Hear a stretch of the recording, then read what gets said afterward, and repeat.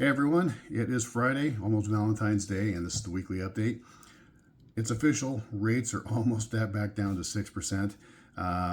For quite a while, we were right up around between 6.2 and 6.3%, and we had that small dip about a month ago when the Trump administration announced they were instructing the FHFA to start purchasing mortgage bonds.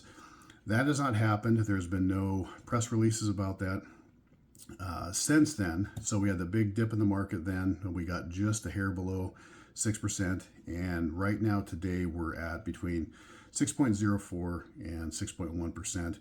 A lot of economic data has come out. Jobless claims are higher than expected. Even though there was a BLS jobs report that came out on Wednesday that stated there were 130,000 job creations in January, only estimating 70,000. I think the BLS is kind of cooked at this point. No one's taking them seriously because they have had such a horrible track record of massive revisions month over month, and then massive annual reviews or revisions as well. So I don't think anyone's taking them seriously. And then today, the CPI or inflation report came out, and inflation's down another 1/10%. So things are doing really well on the market side of it. And I wanted to go over something. So our entire branch has been talking about some of the classes that have been hosted, what we're hearing from first-time homebuyers. And a lot of people are getting some pretty terrible advice as far as waiting to buy a home until rates come down into the fours. Family members are telling people this. They're getting bad advice from YouTubers and content creators and influencers all over social media. People who don't know the market like we do, and they don't understand what it would take for rates to get back down into the fours. So in order for that to happen, we'd have to have one of three things, or a combination of a couple of them.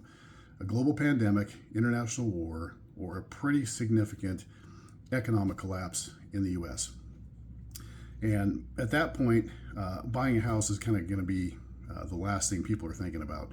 So terrible advice.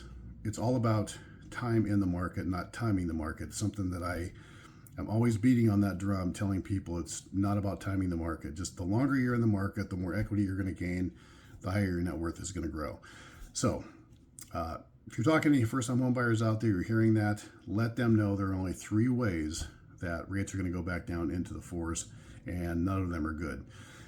One other thing, if you have not talked to me about this yet, if you have sellers who are on the fence because they're in a position where they don't qualify to buy the new home while staying in their current home, they don't qualify for both payments, and they would need to sell that home, and they're stuck, we have two solutions for that.